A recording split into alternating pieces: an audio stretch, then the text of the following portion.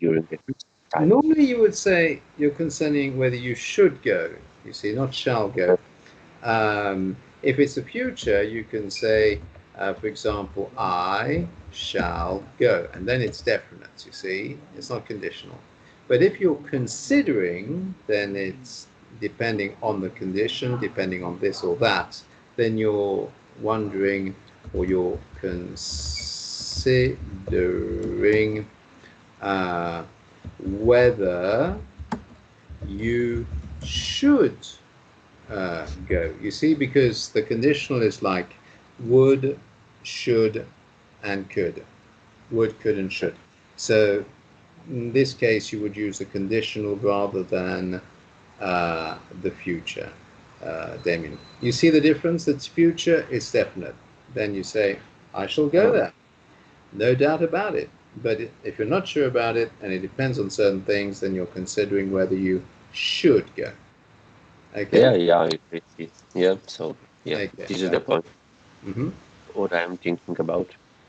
Yes, but obviously, there's always a risk at the moment with traveling around because when you're traveling, you're in contact with a lot of other people who normally you wouldn't be in contact with, and that's always a risk. Well, of course, if you're driving in your car, that's different. Would you be using public transport or your own car? Uh, no, my own car. Wow, then it's Honestly, less risky. Yes, it's less risky if it's your own car. Then yeah. obviously you're Honestly, I putting. do not remember when I used last time a public transportation Hmm. a few years ago. Yes, obviously if you have your own car and you like driving around when you go somewhere. Well, of course, if you're going a long way, then it's difficult to go by car. Then usually people go by plane. But if it's within the country, then obviously you can go by car, and it's much safer, especially in this pandemic period, to be in your own car than to be in public transports. Obviously, Yeah, of course, I truly agree. yes. So that does make a big difference, obviously. So at least you're safe. So really, for you, you're wondering whether to go or not. Not so much from a point of view of whether it's safe to go or not, because obviously you're not really taking any risks if you're going in your car, but you're maybe considering other things, because obviously it won't be the same Christmas as usual. You won't have like all your family gathered together as usual, and so you're wondering whether it's worth going or not somewhere. Is that what you mean, Damien? Yeah, exactly. Yeah. Hmm. Yes, that's true. I think a lot of people are asking themselves that question, whether to do something during this period of celebration, festivities, whether to stay at home and do nothing and stay safe, and not take any risks moving around. Because even visiting other people, I mean, even visiting your own family, I mean, you know, uh, sure, they're your own family, but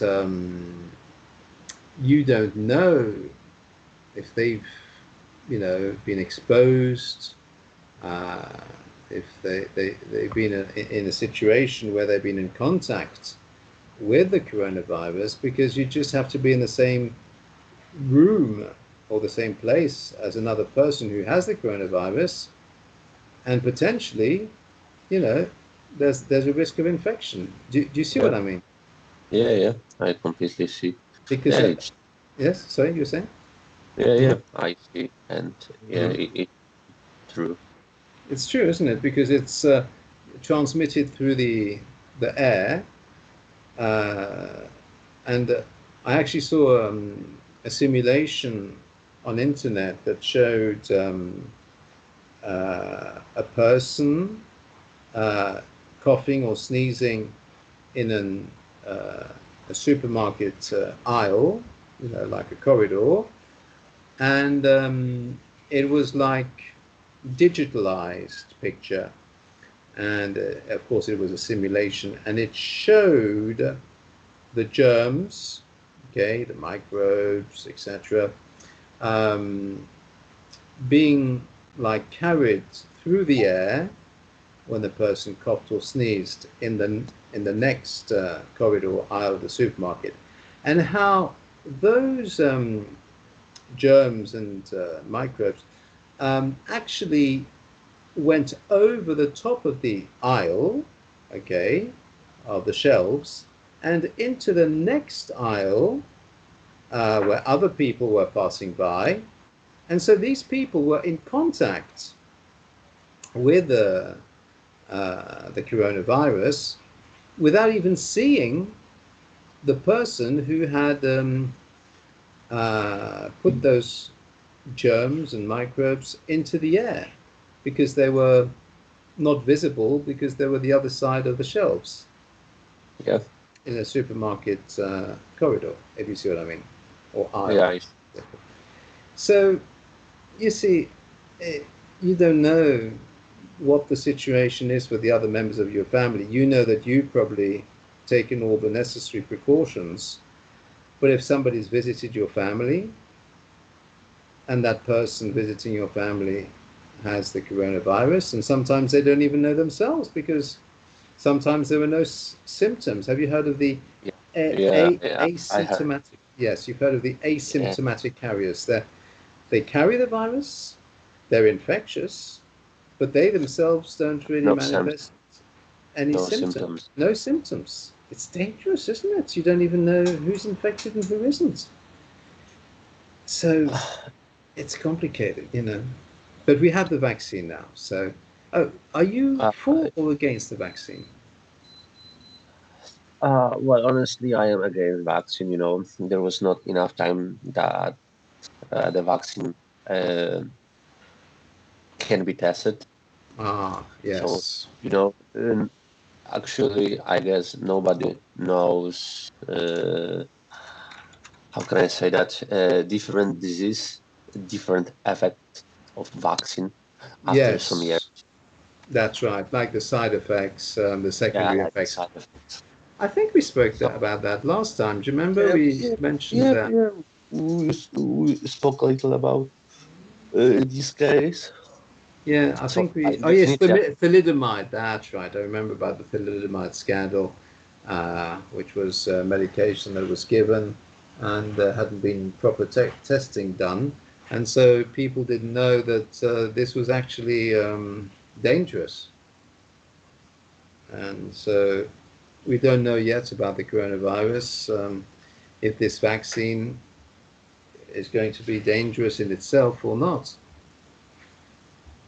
But I think it's only the people who are really in the high risk category, like the medical staff working with people or the patients who are infected, obviously, for them, maybe it's worth taking that risk because otherwise they are more at risk of catching the coronavirus than suffering anything bad from the secondary effects, the side effects of the vaccine. Do you see what I mean, Damien? yeah, yeah, yeah. I see.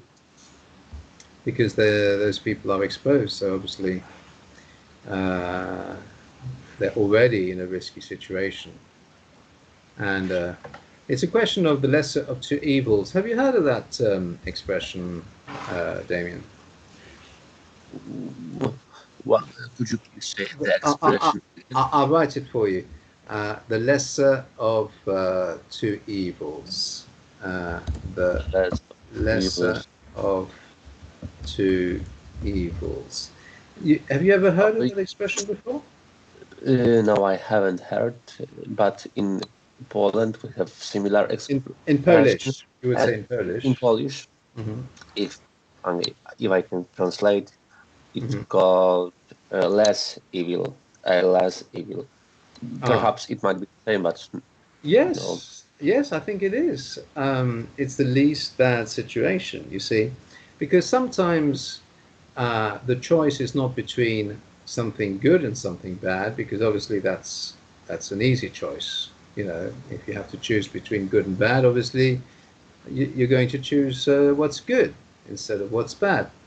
But you can have a situation where it's like uh, bad, but not as bad as something else. And so if you have two choices and one is like really bad and the other one is bad but not quite so bad, then obviously you're going to choose the one that's least bad, less evil. Do you see what I mean? Yeah, yeah, I see. And that's basically what it means in English, this expression, the lesser of two evils. It's what is least bad if you have to choose between two bad things. So is it the vaccine or is it the coronavirus? Oh, And yeah, yes, when you yeah. have to choose that, then obviously people will choose the vaccine because uh, normally any side effects or secondary effects of the vaccine, well, will probably be less bad than having the coronavirus and dying from the coronavirus, if you see what I mean. Oh, yeah. If we compare it, Yes. uh, like this, of course it is, but Yes. not everyone going to die Of course. because of coronavirus, and the side No. effects of vaccine might be also uh, Well, of course, or we don't. seriously. Yes, of course. Potentially, theoretically, it could be even worse. I mean, you know, that is a possibility, but well, hopefully it won't be the case. That's what we pray for, obviously. We pray there won't be any secondary effects, no side effects, and that people will be protected. And I think the next thing is to find a cure for the coronavirus because you see, the vaccine is one thing, but the vaccine isn't 100% effective. Yeah. You know that, don't you? Yes. So that means that uh, because I think it's like 95% for the best. Yeah, Walter, but as I told you, I do not following COVID-19 situation in the world, but Mhm. I heard that COVID-19 has been mutating a little, Oh, yes, that's true. and there might be other version. I mean, COVID, for example, COVID-20. So yeah, Well, yes. vaccine of Mm. for the COVID-19 might be not effective. Hmm. So who knows? Yeah, yes, After yes. protection You're air. quite right. Hmm. Yes, I see what you mean. You're saying that even if they have a good vaccine for COVID-19, this vaccine may not be effective if there's a mutation of the virus, and therefore the mutated form or version of the virus could therefore by the vaccine, and the person could become infected with the mutated version. That's quite right. And so the next thing after finding the vaccine would be finding the cure, because then the few people who are still infected, even though they've had the vaccine, because it's not 100% effective, well, then if we have a cure for it, then somebody who does have it will be cured from it. And that way, the person will become healthy again. Do you see what I mean, David? Mm, yeah, yeah, I see. So that would be the next thing to work on after the vaccine, which was the first thing to find so that it would prevent people actually having it. Because it's not 100% effective, I think the next thing will be to find a cure for those who have not successfully been protected by the vaccine and who have been Oh, oh, contaminated. Hmm. oh yeah. Oh, of course. I wanted to add something, but Sure. it would be wrong. No, no, tell me. Oh, it Uh, would be wrong. The thing you wanted no, to. it would definitely wrong. I wanted to say that someone for someone else who didn't take vaccine, but of course, if Oh, someone didn't vaccine, it's has still a risk. So yeah, of course. wrong point. Wrong But, point.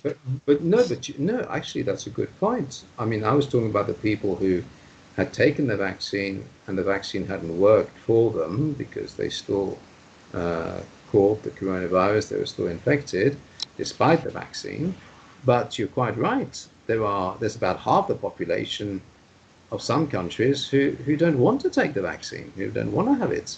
And of course, if they're infected, well, the only option they have is if there's a cure, if there's a medication that can heal the person from the coronavirus, then that will be the next thing that should be discovered so that those people could actually be healed and cured from it if they do catch it, either because they took the vaccine and it didn't work for them, or they refused to take the vaccine and so they became infected because of that. You see what I mean, Damian? Yeah, yeah, I see. I got the point. Mm-hmm. Yeah. Oh, yeah. See, the next you will be interested. Yes, there's lots of different situations, so we're going to have to see how things go. And In yeah, many explaining question. Yes, you said you had another question.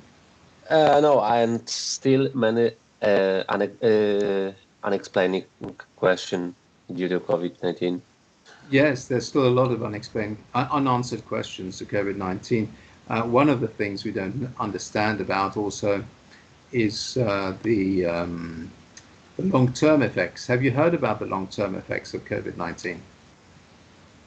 I heard a little Mm-hmm. that COVID-19 attacked our lungs, Yes, that's right. Yes. and yeah, in the future, someone may have long-term effect, Yes. uh, per, permanent. How can I say that? Predominantly? Maybe permanently Yeah. damages of Oh, a permanent damage. of lungs Yes. Of the lungs, once again. of the lungs. Yes, that's right. A person could be permanently, or could have their lungs permanently damaged. So that's true. So there's irreparable damage. And have you heard of the people who have had coronavirus uh, and haven't really fully recovered from it? So, not talking about just the lung damage, but also just talking about all the other symptoms, because some people are showing all the different symptoms of the coronavirus a long time after having caught the coronavirus. So it's something that can last a long time for some people. Did you hear about that, Yeah, Damien? yeah, I heard. I Hmm. got some few Yeah, points regarding to that. yeah. Some people have said that for months and months, they're feeling weak, they're feeling dizzy, they're feeling nausea, they're feeling pain in their bodies, they're having difficulty breathing. Well, difficulty breathing you could understand from the lung damage, of course, but all the other things are not directly related to the lung damage and are the other symptoms of the coronavirus. So there's still a lot of questions, as you say, which are still unanswered and that we still don't know about concerning the coronavirus. That's true. Still a lot of things that we need to investigate. Yeah, that's Okay, so you said you wanted to divide the lesson up into two parts. So, uh, mhm. so maybe we can read uh, some business articles. Yes, of Well, course. I sent and yeah, we practiced last time Yes. the article that has been sent by me, so maybe we can following that. Yes, we can continue reading that. Let's have a look. I'll see if I can find that in the Skype chat. APQP, is that right? Yeah, is that right? Maybe that one. Okay. So, do you remember where we stopped reading last time, Damien? Uh, Let me check it out. I do Yes, of not course. with it. I have, I guess. So maybe we'll start from examples of where to incorporate a PQP. Mm-hmm.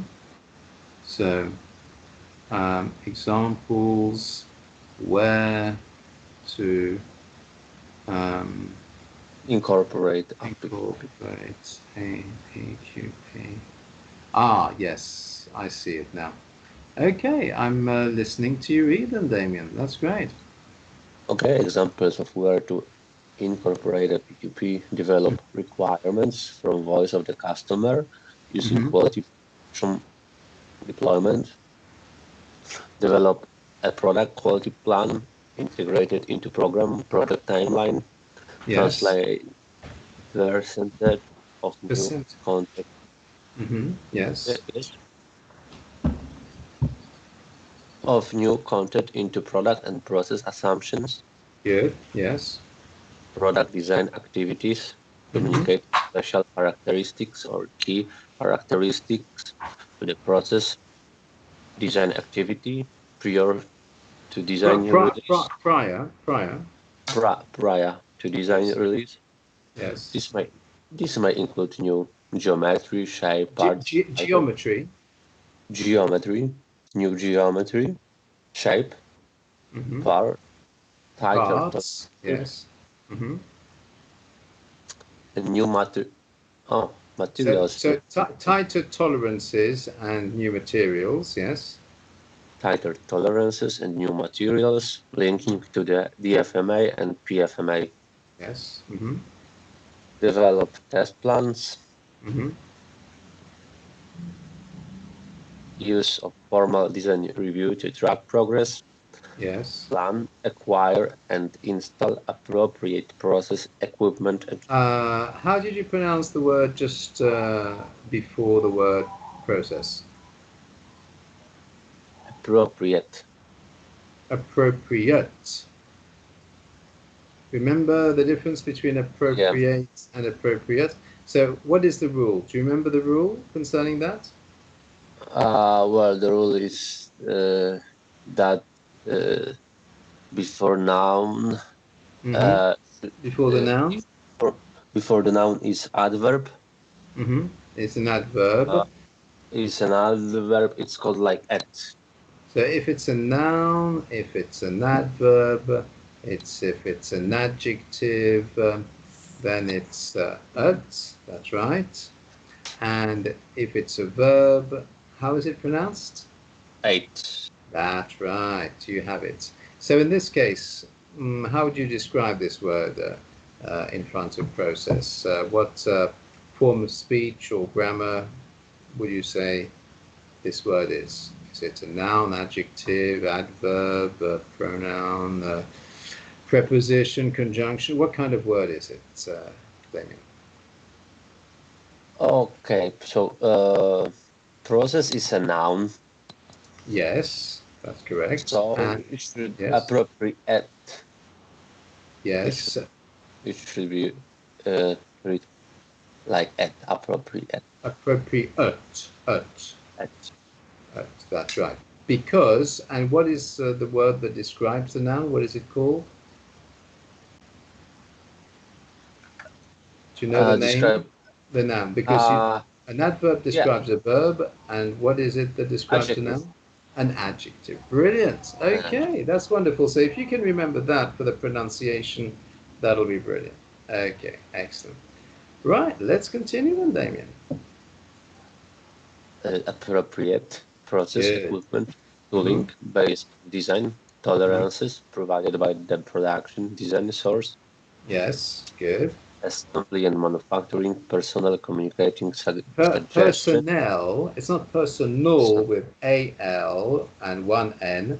This is double N-E-L, so it's the personnel. Do you know what this word personnel means, Damien?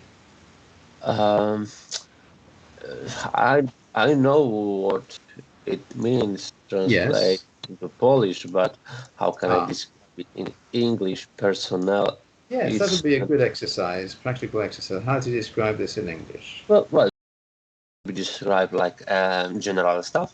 Exactly. That's what it is. The personnel are the staff. Well done. That's right. Excellent. And if it was personal with one N and a L at the end, what would that mean if it's personal? How would you describe that? In this case, Let me write it for you in the Skype chat so you can see what it looks like. okay, The difference between, first of all, personnel and personal. So you see that the personal pronunciation is different. Yeah. personal is it can be treated like an individual.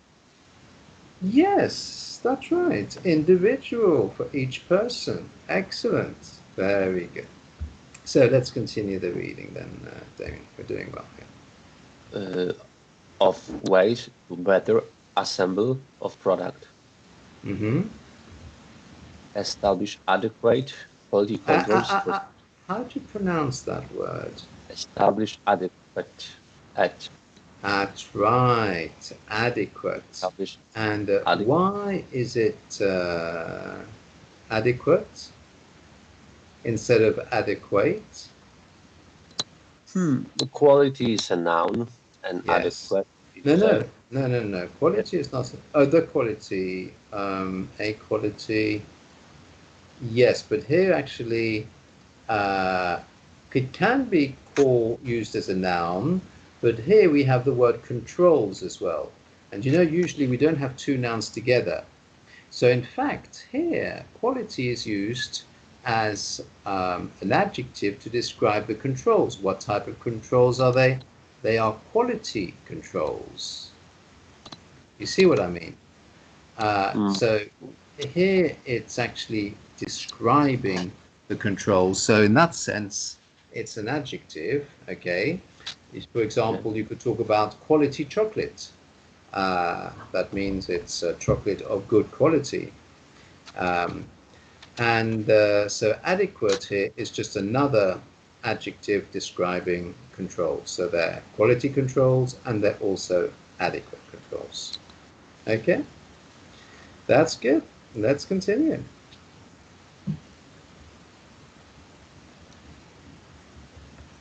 Walter, Mm-hmm. can we please have 2 minutes break? I have Of to do course. something important. So Sure. please give me 2 or at least Absolutely. 3 minutes. Yes. Okay, that's great. So we'll cut the call and you just let me know as soon as you're ready. Okay? Yes, sure. That's great. Thank you.